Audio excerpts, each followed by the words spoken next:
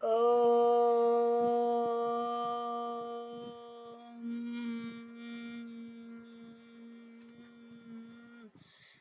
గణపతయే నమః. ఓం గురుభ్యో నమః.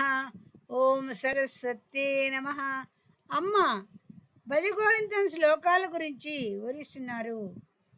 భజగోవిందం అంటే మనం ఎప్పుడూ నిరంతరము భగవంతుడిని భజన చేయండి, గోవిందా గోవిందా అని స్మరణ చేయండి అనే అర్థాన్ని భజగోవింద శ్లోకాల్లో వస్తాయి. అంటే మనిషి వ్యామోహంలో పడద్దు.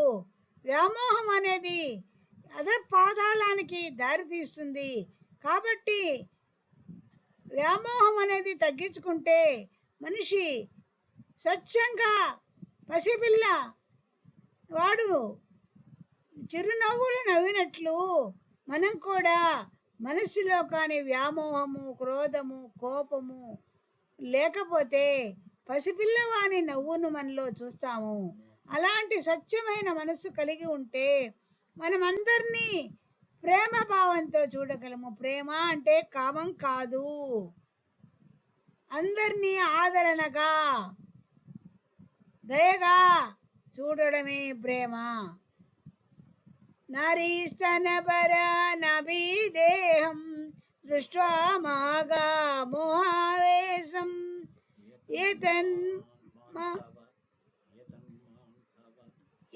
ఏతన్మాంసవ కది వికారం మనసు విచింతయా వారం వారం. మనిషి మగువల యొక్క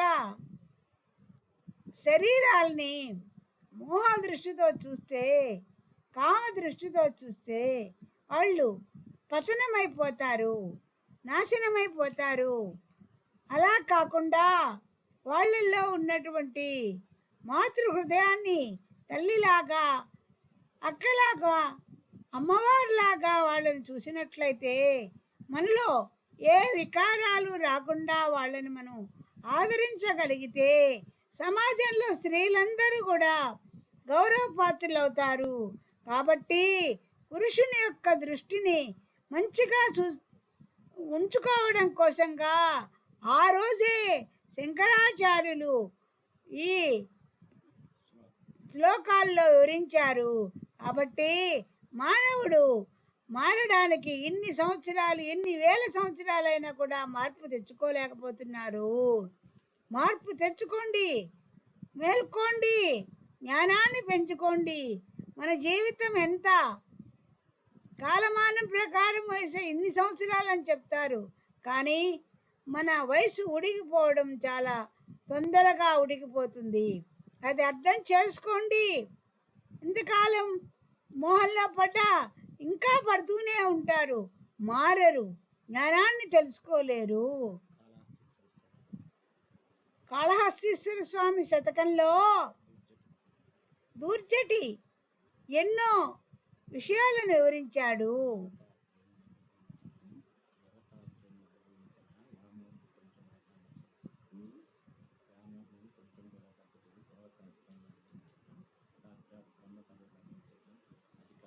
బ్రహ్మ యొక్క పదవి లభించినా కూడా మానవుడు ఇంతేనా, ఇంకా ఏదో ఉంది కావాలని కోరిక పెట్టుకుంటాడు.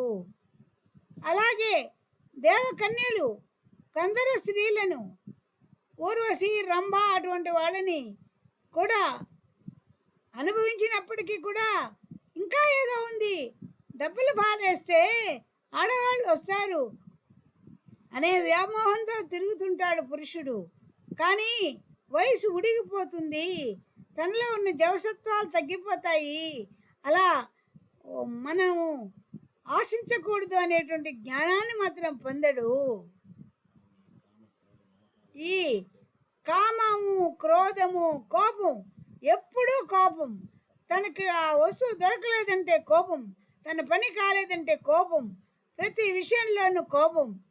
అట్లాంటి కోపిష్టి నీకు ఈరోజు జవసత్వాలు ఉన్నప్పుడు ఆ కోపాన్ని నీ కింద పరివారము, నీ బిడ్డలు, భార్యలు గ్రహించవచ్చు. కానీ ఒకరోజు వాళ్ళు నీ మీద విరక్తి చెంది వెళ్ళిపోతే నువ్వు ఒక్కడివే అయిపోతావు. నీ కోపం దేనికి పనికి రాకుండా పోతుంది.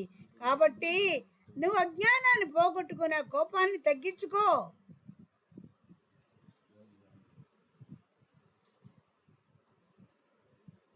యోగి వేమన మనం ఎన్నో పద్యాలు విన్నాం. విశ్వదాభిరామ వినురవేమ అని.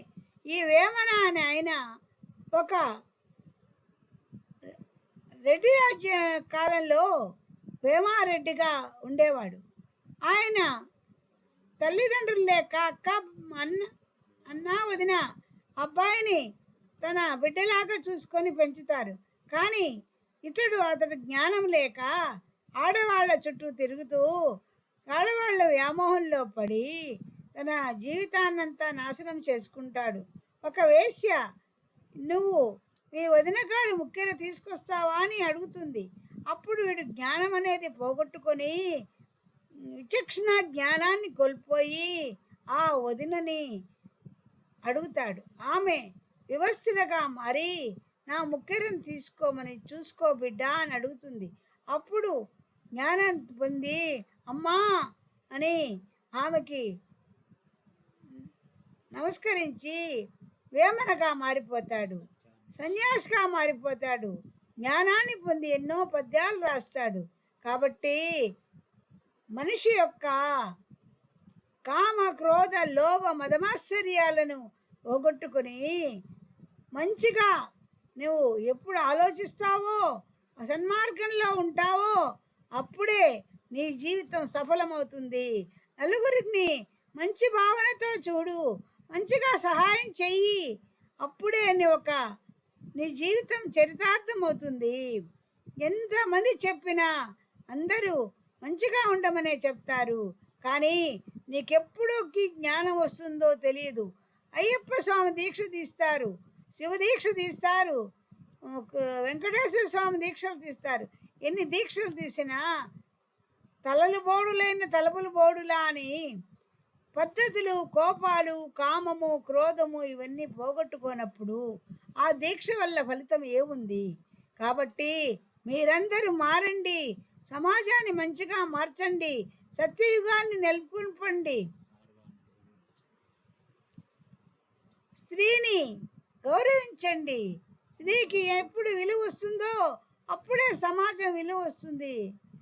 ఎత్ర స్త్రీ పూజిత, ఎక్కడ ఆడవాళ్ళు పూజించబడతారో అక్కడ లక్ష్మి ఉంటుంది.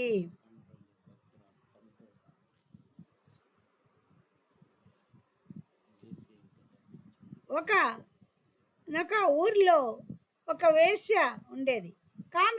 కానీ ఆమె కులవృత్తిని చేసుకోక పాండురంగణ్ణి ధ్యానం చేస్తూ పాండురంగంలోనే ఆమె ఎప్పుడు ఉండేది. ఎంతమందో రాజులు, ఎంతమందో మనుషులు ఆమె మీద వ్యామోహం చెందితే ఆమె పాండురంగని గుడిలోనే జీవనాన్ని గడిపి ఆయనలోనే ఐక్యమైపోతుంది. ఇప్పటికి కూడా ఆమె ఒక చెట్టుగా మారి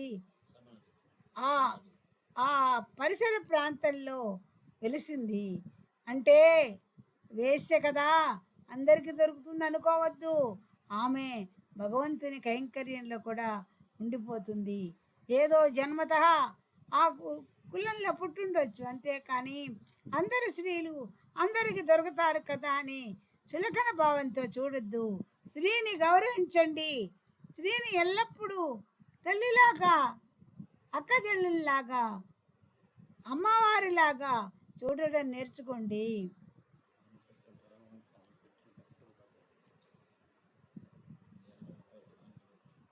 రామకృష్ణ పరమహంస వచ్చిన భక్తులందరికీ దేహం మీద వ్యామోహం పెంచుకోవద్దు, పరస్త్రీలని తల్లిలాగా చూడండి అని చెప్పి ఆయన ఎన్నో వాక్యాలు చెప్పేవాడు. సోదరిగా చూడండి, మాతృమూర్తిగా చూడమని ఆయన వివరించేవాళ్ళు. ఈరోజు అమ్మ చెప్పినటువంటి ఈ వాక్యాలను విని మీరు సబ్స్క్రైబ్ చేసుకుని ఎదుటి వారిని కూడా సబ్స్క్రైబ్ చేసుకోమని చెప్పండి.